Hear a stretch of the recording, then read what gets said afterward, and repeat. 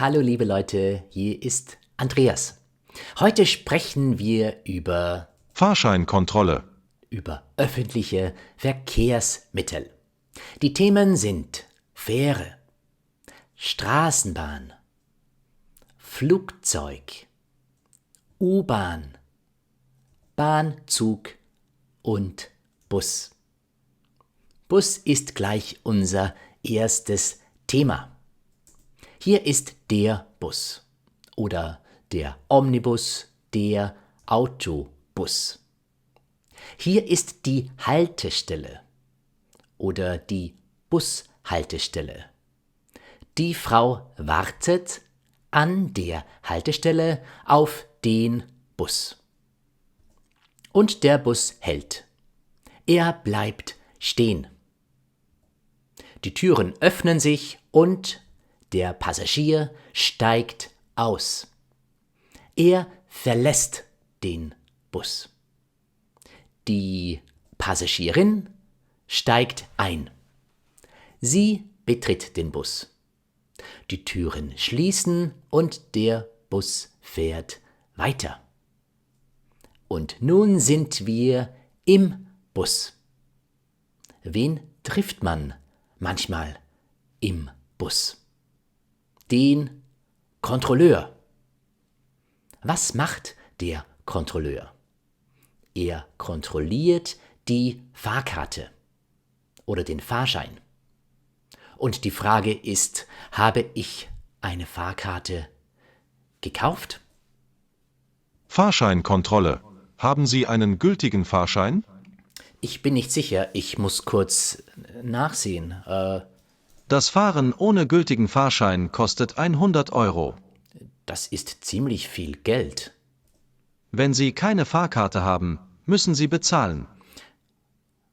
Okay, das hier ist ein Video, um Deutsch zu lernen und kein Bus. Ich muss also nicht bezahlen, oder? Ein Video, um Deutsch zu lernen?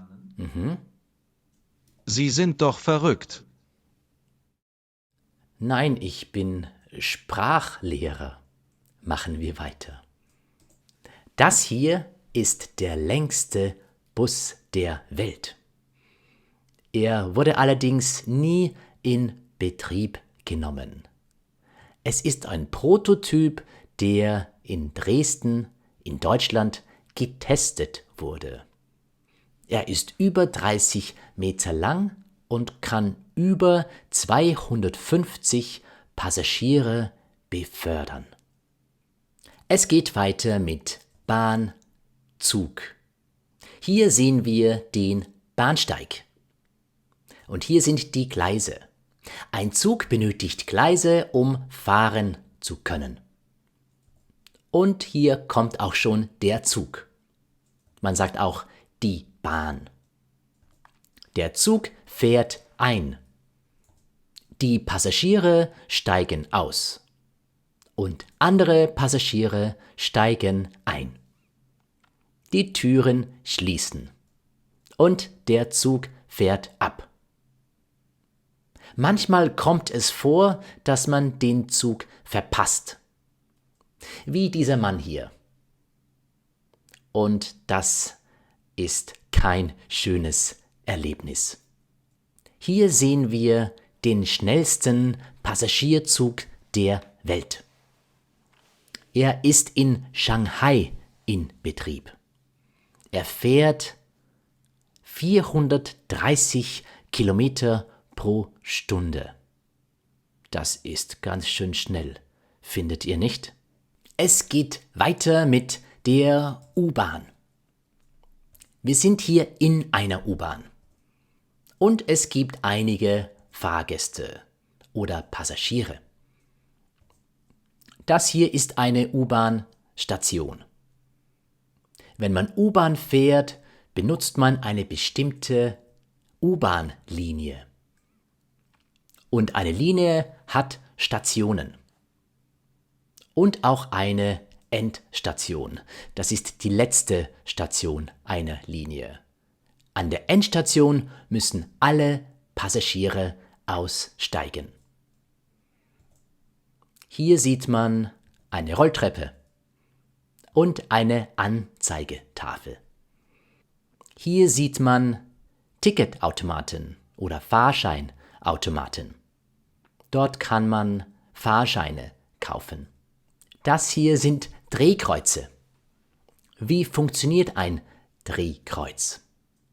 Also, man benötigt eine Fahrkarte und hält die Fahrkarte an das Drehkreuz, an den Sensor des Drehkreuzes. Das Drehkreuz öffnet sich und man kann hindurchgehen. Das ist allerdings für Personen mit Kinderwegen oder für Personen, die im Rollstuhl sitzen, eher ein Hindernis. In Österreich und Deutschland gibt es, soviel ich weiß, keine Drehkreuze in den U-Bahn-Stationen. Das hat Vorteile, aber auch Nachteile.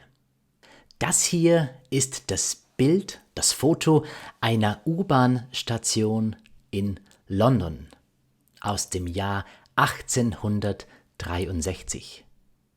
Die U-Bahn in London ist die älteste U-Bahn der Welt. Es geht weiter mit dem Flugzeug. Wir sehen hier den Flughafen und das Flughafengebäude. Oft gibt es auch noch verschiedene Terminals. Das Gepäck muss man am Check-in-Schalter einchecken. Aber nur die großen Gepäckstücke. Das Handgepäck darf man ins Flugzeug mitnehmen. Nach dem Einchecken des Gepäcks erhält man noch das Flugticket.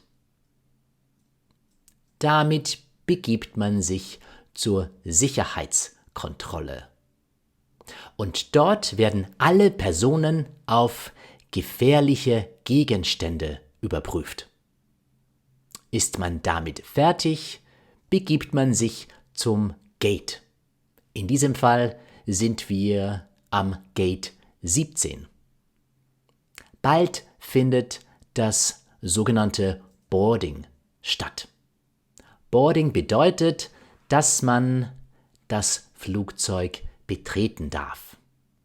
Wenn man Pech hat, muss man mit dem Flughafenbus zum Flugzeug fahren, bevor man es betreten kann. Das wird auch Transfer genannt. Wenn man Glück hat, passiert es direkt und man geht einfach vom Flughafen direkt in das Flugzeug hinein. Das Flugzeug startet hoffentlich pünktlich. Wir sehen hier den Abflug, den Start des Flugzeugs. Und das hier ist die Startbahn. Während des Fluges kümmern sich die Flugbegleiterinnen und die Flugbegleiter um die Passagiere. Die Ankunft oder Landung findet meistens einige Stunden später statt. Es kommt darauf an, wie lange der Flug dauert. Das hier nennen wir die Landebahn. Das Flugzeug landet. Nachdem man das Flugzeug verlassen hat, muss man noch zur Passkontrolle. Dort wird der Reisepass kontrolliert.